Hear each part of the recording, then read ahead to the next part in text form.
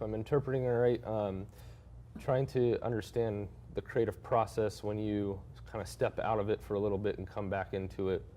How do you deal with that? Yeah, how to make the transition.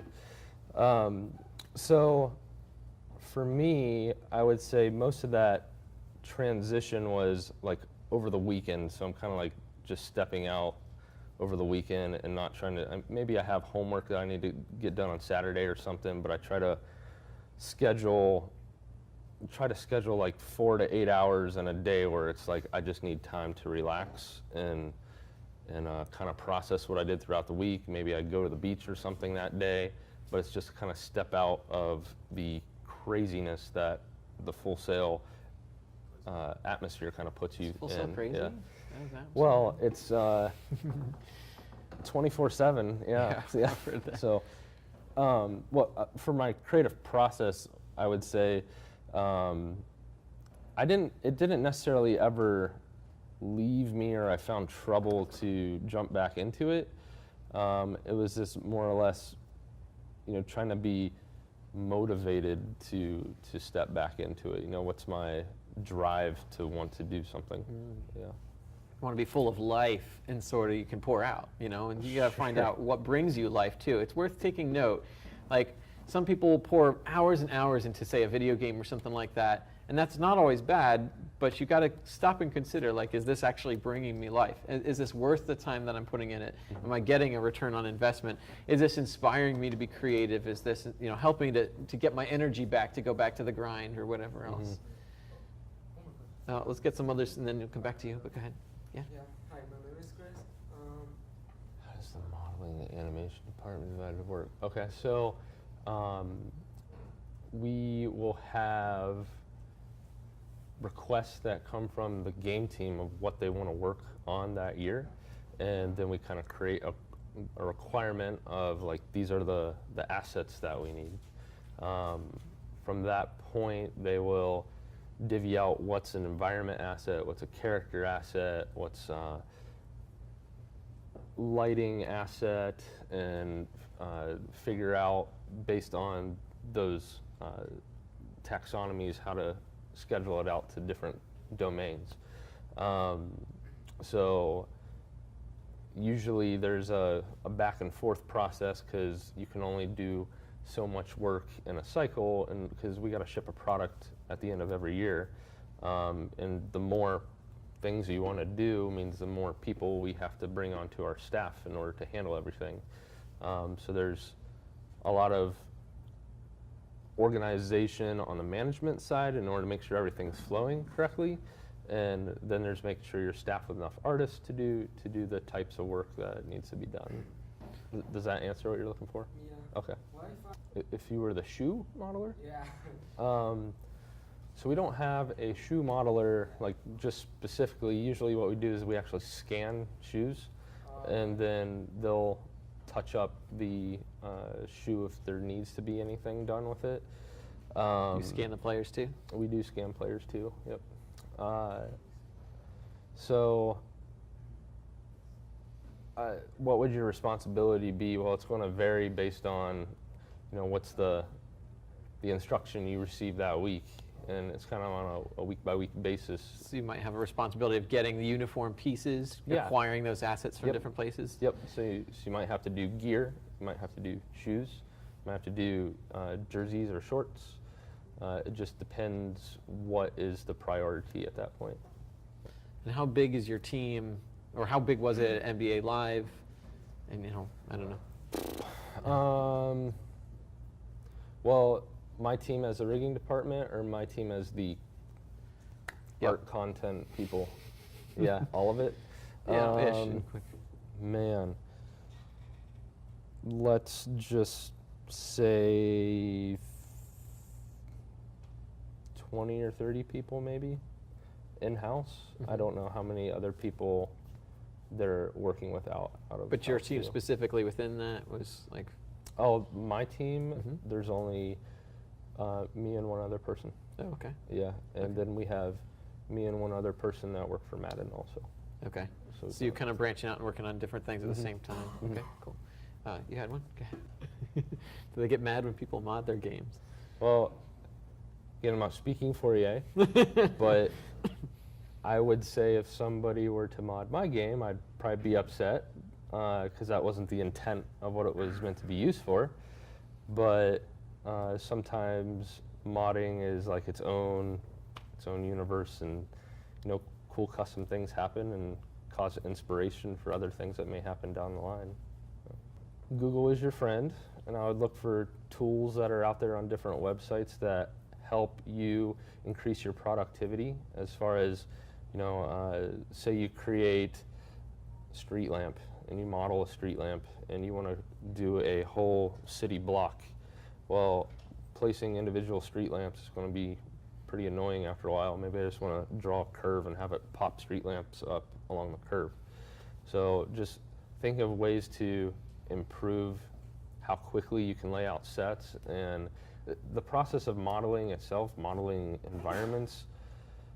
When you get to larger companies that have bigger budgets, they're going to go and scan a lot of that real life stuff and create a library for you to pull those models down from. Or you may have to take scanned data and clean up the geometry so that it works nicely. So there isn't, with working in Maya, it's more or less just getting used to, you need to be comfortable in a workflow and be really proficient in that workflow. Do you have like rigging benchmarking with other companies or anything? Do you stay fresh with what other people are up to? I mean, we see the same marketing videos and stuff that you guys see when they release their content. The benchmark, I would say, for a character in video games right now is probably the Nathan Drake character from Uncharted 4. Sony set a pretty high benchmark for the character's face being animated and just a character in a game that's more lifelike. So that's a benchmark to go towards. I don't really follow much of anything else though, just because the rigging field is more character centric than like I pay attention to lighting or texturing or to environments or anything. Yeah. Again, not speaking for EA, this is my opinion. Seeing what has been in development for the past year and a half, 2 years, and comparing to how it was received at like the EA Play event that was just out on about a month ago or so. It seems to be received very well by the public in terms of, hey, we finally have gameplay that's competitive with 2K. So I'm pretty hopeful and positive that it's going to do really well this year. Animation, I mean, to analyze motion is one thing, and to animate, it's just, to me, it's time consuming, but I can do it.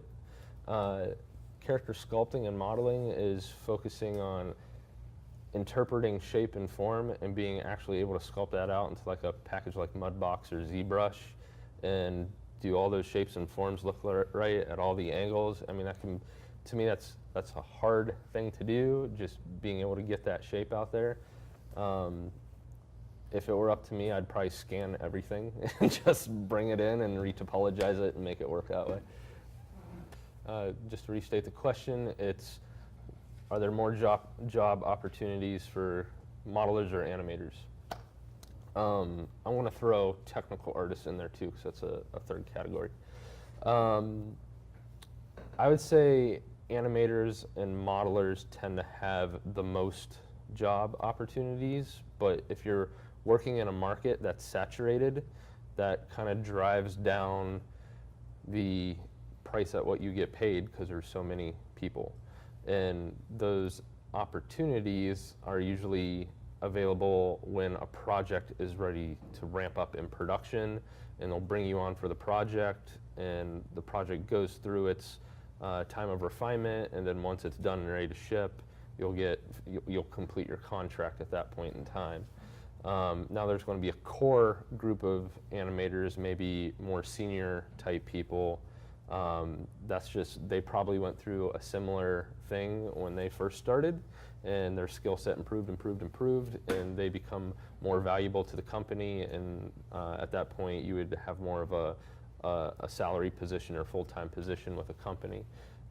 Technical artist is kind of a slightly different category because you are learning the technology intricacies of what they deal with in their specific game engine or the tools that they create. So it's really expensive to bring on technical artists, ramp them up on all that technology, and then let them go at the end. Until, there's probably going to be more automated stuff that happens in the future, but we're not all the way there yet. So if I were to pick a career, I would probably lean more towards the technical artist side. Which you did. Yeah, which is what I did. But you got to go with what your passion is. So if you have a passion for character art or you have a passion for animation, I'd say stick with your passion, or lighting, or whatever it may be. That's where I first came here. Mm-hmm. I can't speak for you as far as what you're leaning more towards. I will say if you can create a visual effects model, you can create a game model. I don't know, it's much harder to go the other way, to like just create game resolution assets and go to visual effects. Because usually what you want to do is create something higher resolution, understand how it works, and down-res it to what you're looking for. So that might be something to think about also. That's a great question. The thing is, sports itself isn't necessarily what ignites me as a passion. It's the technology that I deal with. And at the beginning, I was talking about how I've gone through like 2 console transitions. I've gone through 2 engine transitions, kind of looking at a third console transition. So each of those come with new technical challenges. And that comes back on us to improve. Hey, here's we just got 1 gigabyte increase in memory size or something on graphics or something like that on a graphics card, and now we can go from processing 4 bones on 4 influences per vertex to 8 influences per vertex. Well, now that we did that, I can increase the quality that the character rig deforms in, and it just creates a whole other set of artistic and technical challenges, and really those challenges are kind of what fuels my inspiration and my curiosity and my drive, not necessarily always the content that you're working on. That's cool. Yeah. So, like when I saw you, and I got you next, last time you were talking about taking classes on like skin, translucency, elasticity, stuff like that, to make the characters that much more believable, which is really cool, just getting that much in detail. When I was here in Orlando, they were a major player in what I saw as if I wanted to stay in this area. So yeah, EA came up in my list of opportunities I'd like to work for, or companies I'd like to work for. I was looking primarily to stay on the East Coast. I really don't want to go out to the West Coast. My family is more oriented in the East Coast side. So I looked at EA, I looked at Epic, I looked at, there's quite a few studios in like New York and Blue Sky Studio, and there's game companies in like Pittsburgh and Chicago. So there's quite a few opportunities that you have on the East Coast. There's some Midwest companies. They're usually more in the Texas or Kansas City area, or Kansas City or like Houston or Austin in Texas, I mean. So it just depends where you want to go. I mean, if you're more inclined to traveling, then try working at a studio in the UK or in New Zealand or in Australia and just gain more experience and what you want to do. But there's this sacrifice with all those decisions, and I didn't necessarily want to sacrifice family time, so I was trying to stay close. What do we do to individualize each of the characters? So on a rigging level, what we'll do is we kind of build core body types, and those core body types fit to a core skeleton. And then the unique parts of it will be like our face joints will update to the positions they need to be in the mesh for each of the characters' faces based on how the character's shape is formed. So there's procedural uniqueness that happens. We don't necessarily create all those individual characters unique because you would need an army of people to do that. So if a guy's 6'3" and another guy's 6'4", you probably have the same body type. You don't necessarily have them. So there'll be core body types, and then you'd use something like uniform scaling to, So you would achieve the okay, heights. it does Yeah. get that. Some people's clothes stick to them a little more and they get more sweaty. Just kidding. I mean, with different texture maps, yeah, they can do that. Crazy. Yeah.